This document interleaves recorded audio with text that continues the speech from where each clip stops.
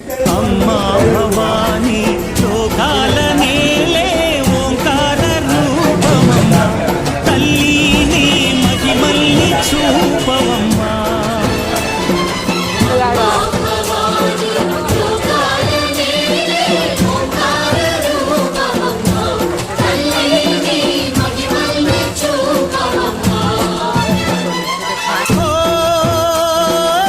సృష్టికే దీపమా శక్తికే మూలమా సింహరథమే నీదమ్మా అమ్మ దుర్గమ్మ భక్తులను దీవించుమా.